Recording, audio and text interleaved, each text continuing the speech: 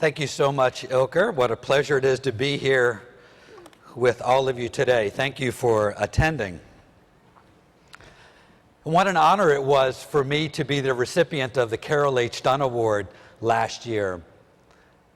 But the best part of that is that you get a free invite back the next year to have a small speaking session in this conference. So Wayne called me a few months ago and says, you know you need to come back and speak for a few minutes. I said, yes, Wayne, I know. What should I talk about? And Wayne says, you can talk about whatever you want to talk about. So I've got this great euphoric feeling today that I'm free. I have no one to tell me what I need to say, as I usually do every day. So watch out, Wayne and Ilker. Let me first, before I get into to my subject matter, let me first tell you a little bit about the architect of the Capitol to set the stage. As Ilker mentioned, we manage the buildings, facilities, and infrastructure and grounds for the legislative branch of government. I'm sure you all know that the GSA does that for the executive branch. We do that for the legislative branch of government. And you can see many of those buildings here on Capitol Hill.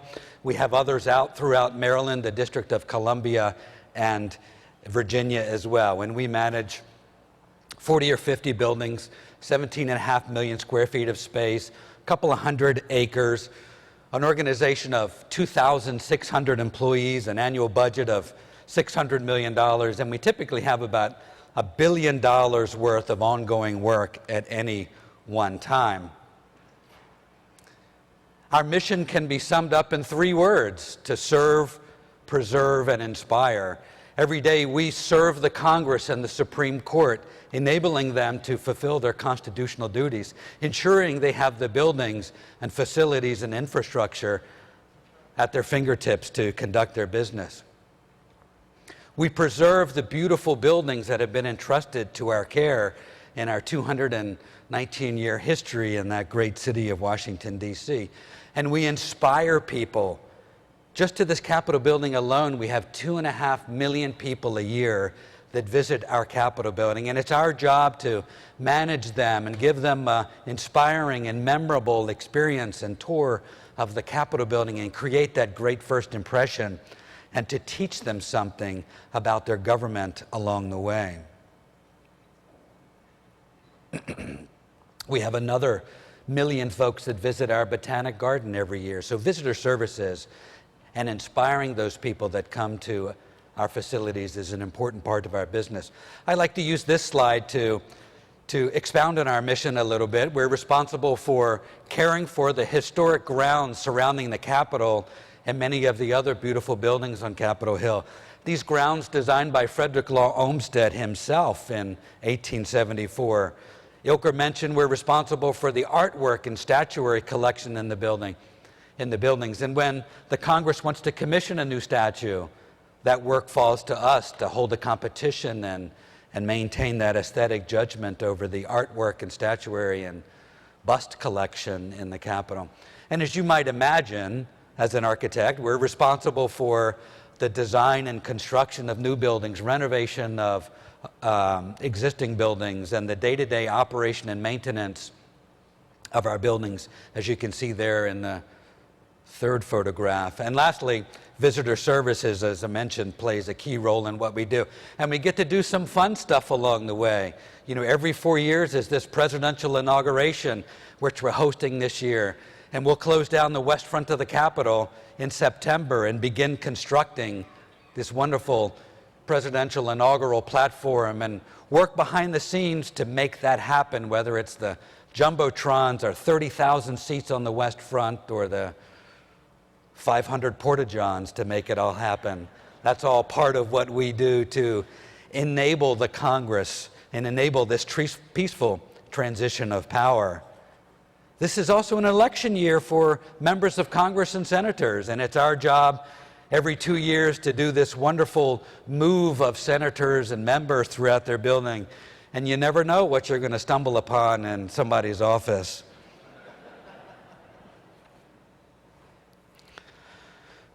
Well, that's a little bit about what we do and maybe some of the context. So, does anyone remember Jane Goodall? She spent her life living with gorillas. She became one of them. She wrote about them. She made a movie about them. Well, I'm no Jane Goodall, and I'm afraid of gorillas, quite frankly. But I do work in the lion's den of the United States Congress. And for the past 15 years, I've worked in the House and Senate, in the Capitol building, worked with, socialized with some of the most powerful leaders in our country. And for the last 5 years, as I've led this organization supporting the Congress, I've been in the middle of it, and I've testified before the Congress on nearly 40 occasions, and I'm in a really precarious position, appointed by the President, but completely nonpartisan. The President, my staff, and the Congress couldn't tell you whether I'm a Republican or a Democrat or an independent. They just don't know. It really is a bipartisan, a nonpartisan position. But appointed by the President and confirmed by the Senate for a 10-year term, but work equally for the House and the Senate every day. And if it's not equal, they'll let me know, and usually we'll break a kneecap or something to that effect.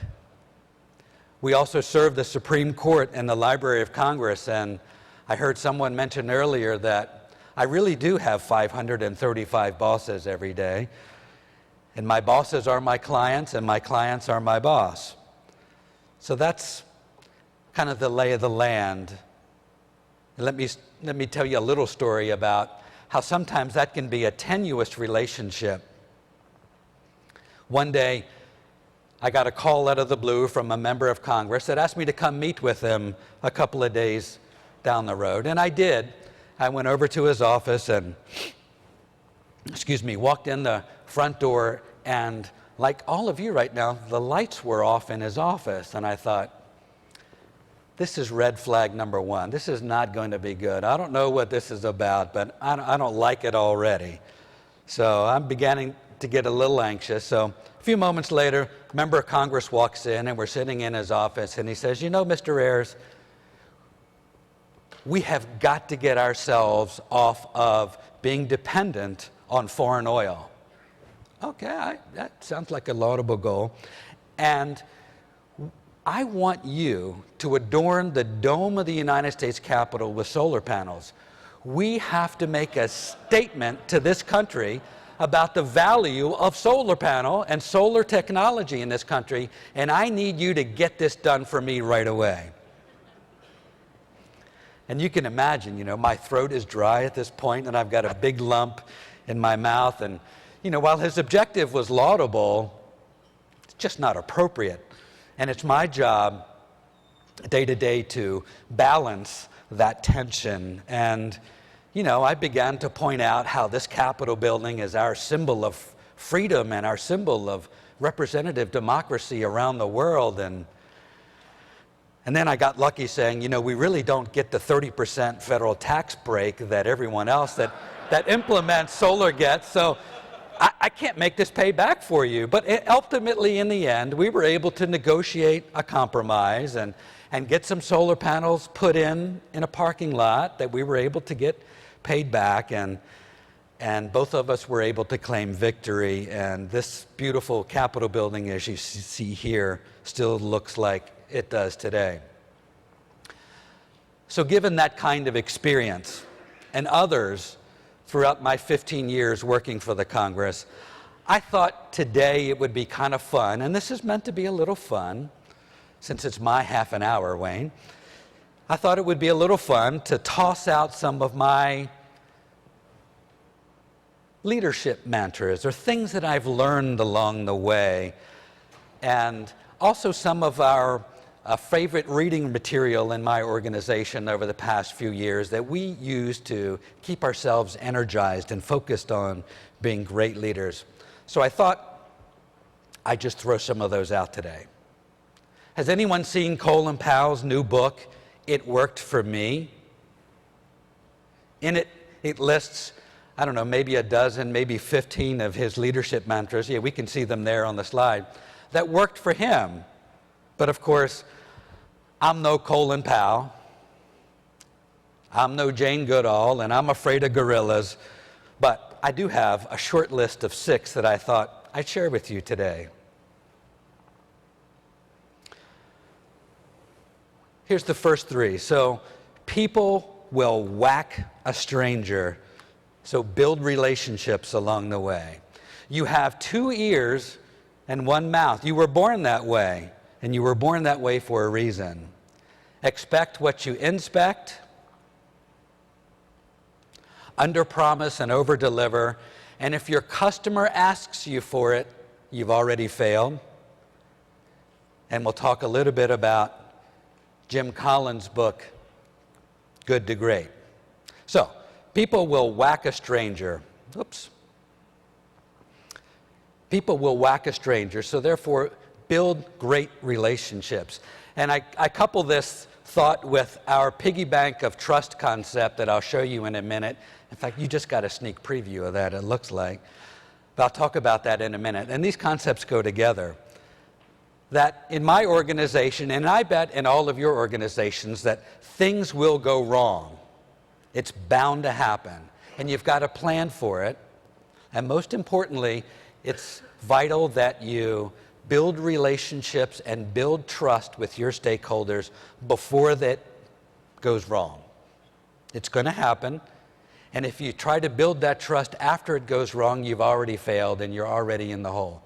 So building relationships is vitally important to success in my political fishbowl. And I remember when I took over the organization a couple of years ago, we had a couple of things that went wrong. And what happened? Members of Congress, as soon as something happened or was reported in the media, members of Congress would send out press releases excoriating the AOC for their ill deeds and trying to gain a few political points at something that went wrong. They weren't very supportive, and they didn't know me. And I set out to change that and built relationships with those members of Congress and all of the members of Congress that serve the House and serve the Senate. And we've been able to turn that around today so that when a member gets a press release on his or her desk from a zealous staffer, they'll pick up the phone and say, "Stephen, what's going on here? What do I need to know?" That's where we are today.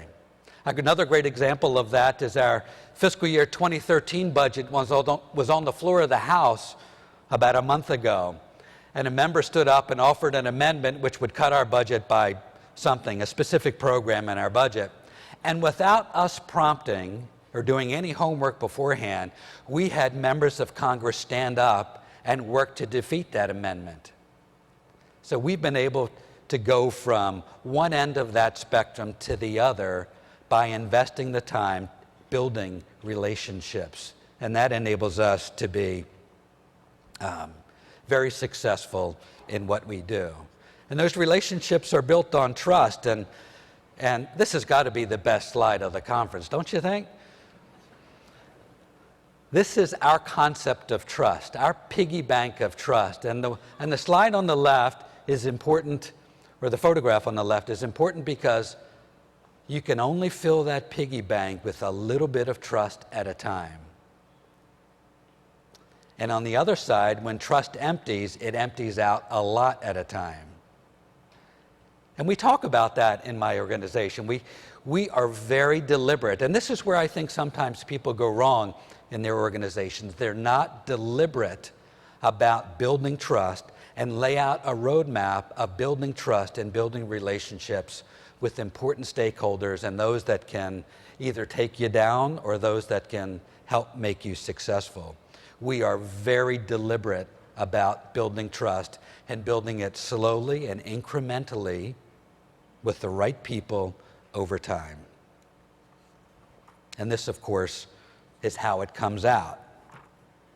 It also reminds me of one of the books we talk about in my organization, Greg Mortensen's 3 Cups of Tea. I know there's been a little controversy about that. I think I saw something on 60 Minutes about it recently. But it's not a bad book, it's not a bad read, and it teaches you a great lesson about building relationships. When Greg was in Afghanistan, working hard to build schools for young ladies in Afghanistan. And he had start after start after start that failed and failed and failed until he realized that I really can't get someone to do something for me until they trust me. And they're not going to trust me until I've had not 1 cup of tea with them and not 2, but 3 cups of tea over 3 separate meetings and engagements. He was then able to be successful, and his program really skyrocketed. So it's important, and we found it important to our success, that we make that investment, that very deliberate investment. Of course, the best advice for any manager or leader is to recognize that you were born with 2 ears and 1 mouth, and you should do twice as much listening as you do speaking. That's hard for us. And it's difficult. And we have to resist the temptation day in and day out, not to jump in and solve everybody's problem, but to create an environment whereby we listen and are supportive and help them find a way, and our staff to find a way to solve their own problems. It reminds me of Benjamin Henry Latrobe, the 2nd architect of the Capitol. I'm the 11th. He's the 2nd. And Latrobe ultimately was fired from his post because he was not a good listener.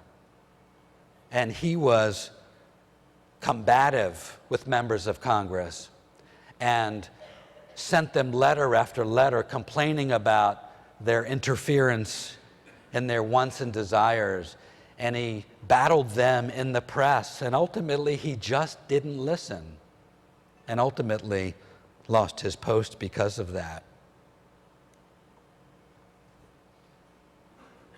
I serve on the President's Advisory Council on Historic Preservation, and if any of you have been through the NEPA or Section 106 of the Historic Preservation Act process, I'm one of the commissioners that ultimately, in the end, adjudicate those kinds of historic preservation issues that are not resolved at the local and state level.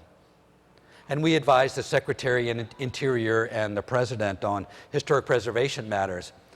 And a few years ago, we were faced with a real quagmire that on the Cape Wind project off of Nantucket Sound.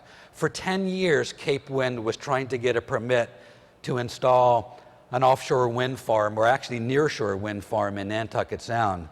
And when we came into this situation, we had every imaginable community group up in arms. Tribe after tribe of local Indians up in arms that they weren't heard, they weren't listened to.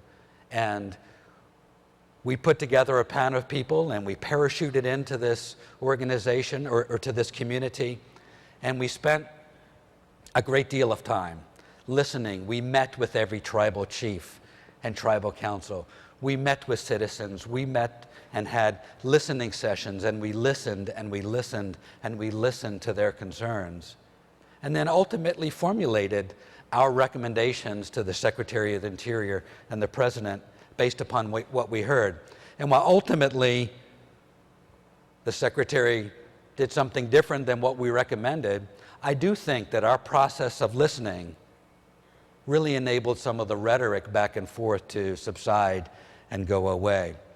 And I think the lesson in all of that is that leaders need to create an environment whereby their employees can be heard and they have an opportunity to express themselves, and you listen, and you not jump in to solve problems at every turn, but you create an opportunity to listen.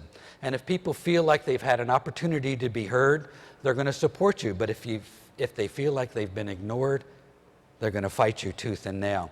And I spend a lot of time in my organization, and I can see this is me about 15 pounds ago, but I spend a lot of time in my organization listening. Every month I have a feedback session of a dozen random employees, and we sit around the table for an hour, and I hear what are we doing a great job at? What are we doing a lousy job at? What do I need to focus on? And I get so energized by those engagements and so many great ideas come forth in those things. So just claiming you have an open door policy is not enough. You have to be deliberate about it. Expect what you inspect is something my father said to me as a young man over and over and over again. And I never really knew what he meant by that.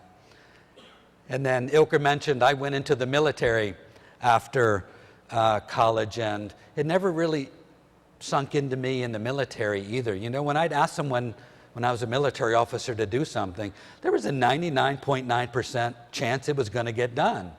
But the real world doesn't really work that way. And I found that you have to inspect what you expect to get done. So we've created a series of metrics and measurements throughout our organization, and we measure literally everything we do, whether it's work orders or preventive maintenance work orders or our project statistics or change orders or overtime or elevator trap calls or preventive maintenance, subway operational times, you name it, we measure it. It reminds me of Rudy Giuliani's book that's also been required reading in my organization. Not a bad book, but not a great book, but it's a book that describes Rudy Giuliani's time as mayor of New York City, and one of his philosophies is, you know, if we get rid of those petty crime window washers that hit you at every stoplight in New York City, our murder rate will go down. And that's what he did, and that's exactly what happened. And that leadership principle of the hedgehog concept that Jim Collins talks about is what Rudy Giuliani talks about in his book. And some of the things we measure our customer satisfaction survey, or what our customers have to say about us every single year. We manage things as mundane as who calls us. We get about 8,000 calls a month to our service centers, and we want to know who calls, how long do they call, how long are they on, how long before they hang up. And all of that's important information to enable us to serve our customers better. We measure our inventory, and when we began this, we found that, lo and behold, we have on-hand materials, spare parts. I'm not talking equipment and heavy equipment or even vehicles. We had $56 million of inventory on hand. So we put in place a series of metrics that we're able to track how often our inventory on hand turned over. And look what our metrics did for us. We're now able to manage with $7.5 million of inventory on hand. We manage our energy reduction. The Congress put forth legislative goals that we need to meet in terms of reducing our energy consumption. We measure that. We measure that with advanced metering systems. We measure our water usage. And when you measure things, creative results come about. People will find ways to meet your goals. And look, this is just the house office buildings, just about 5 million square feet of our inventory. In 2 years, we cut their water consumption in half just because we started measuring it. And people come up with great ideas, like using the condensate off of air conditioning systems to fill our monumental fountains across the organization. On the home stretch here, under-promise and over-deliver. In my political fishbowl, if I deliver a project a day early, I'm a hero, and a day late, and I'm the devil. If I deliver 100 projects early and 1 late, I'm only as good as that one I delivered late. That's the bar. So we have had to make an unbelievable cultural transformation in my organization to get from over-promising and under-delivering to under-promising and over-delivering. And that work started right here on the construction of the Capitol Visitor Center. I took over 2 years before the end of that construction, And there had been promises and delays and cost overruns and missed schedules. And I went before the Congress and said, I need 3 months to figure this thing out and to come back to you with a date by which we're going to finish this job and a cost by which it's going to cost us. And that's exactly what we did. And they choked when I told them what the date was and what the number was. But that's exactly what we did. We met that date and we met that number and began refilling our piggy bank of trust. If your customer asks, you've already failed. Now that's a pretty high standard. And this is where it comes from. The new gold standard, Joe Michelli wrote the book, The New Gold Standard, and it's about the Ritz-Carlton experience and the Ritz-Carlton mystique. And we've talked about this a lot in my organization.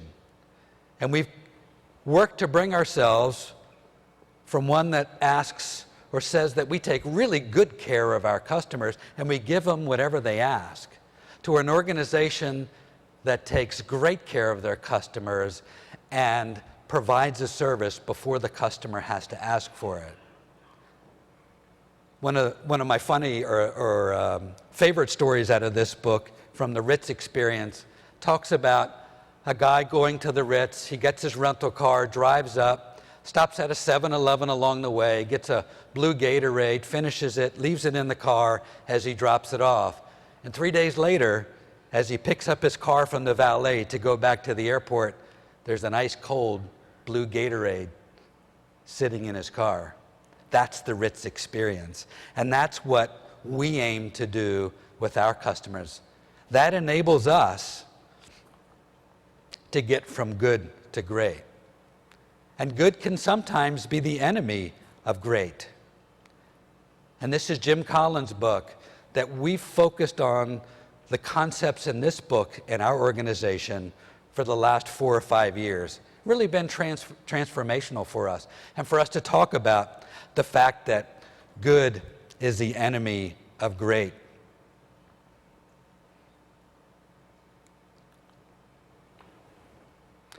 And these are some of the important concepts in Jim Collins' book: confronting the brutal facts and being passionate, level 5 leadership, having a culture of discipline. But this is what I mean. Elevators are really important to us. We have about 350 elevators. And when you get a member of Congress that's got a minute to go from his office to the floor of the House to vote, and you get him stuck in an elevator, it's a really bad day. But look at where our elevators are. You know, we got about 81% satisfaction rating. That's pretty good.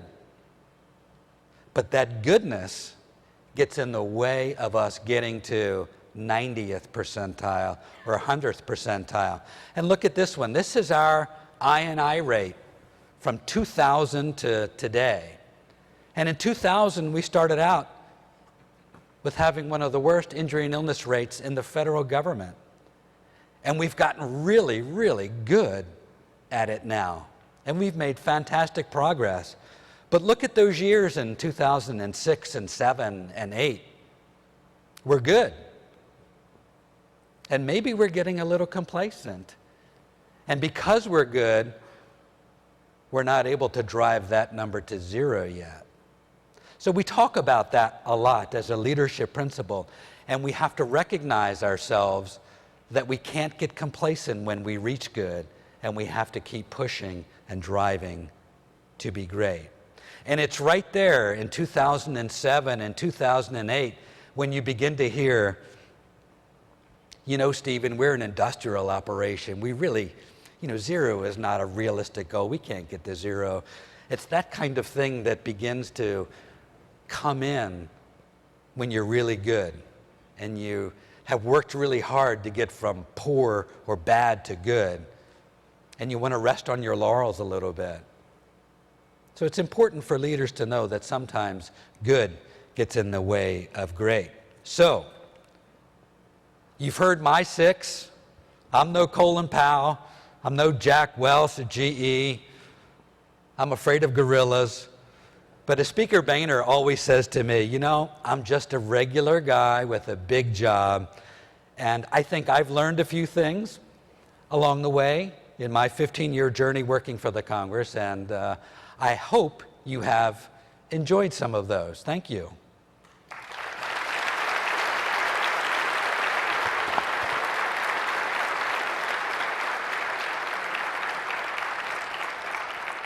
Okay, I do think we have time for one or two questions, is what I'm told. I see one there. Thank you very much for your excellent presentation. My question is, you talked about relationship building, and I was kind of curious about how you prioritize kind of the squeaky wheels versus the more collaborative guys to deal with, like congressmen and senators and so forth. Do you prioritize the more difficult ones or the sort of team building sort? Well, I've worked in the Congress for 15 years, so I know how to answer a different question. So,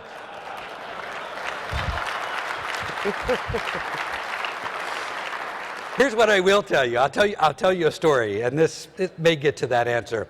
So we thought, to be really good, we need to develop congressional protocols. We need protocols of who we're going to take care of first and who we're going to take care of second. And we spent nearly a year developing these congressional protocols of who's who and what kind of service we're going to provide. And we were so proud of that. And then we sent it out to the Congress for some feedback. And boy, was that a mistake. Everybody's number one where I work. And they'll tell you that, and they all expect to be treated number one, and that's what we do. And that's all you get. Okay, one more. There's one. Sorry, I'm running a few minutes late here. I really appreciate the 6 steps you gave us. You have a huge organization. How do you get this type of strategy and vision down through that large of an organization? Any tips? Well, it's communicate, communicate, communicate. We've used this good to great concept by Jim Collins for 5 years. I'm sure most of my staff are sick and tired of me talking about it. So it's repeat, repeat, repeat. Stay on message. Keep your message short and memorable, and just say it over and over and over again is one of the very simple things that we do. We embody it in all of our branding. We embody it in our strategic plan. We embody it in every piece of correspondence we send out to our organization. We embody it in everything we do so that it becomes part of our culture. Thank you, everybody.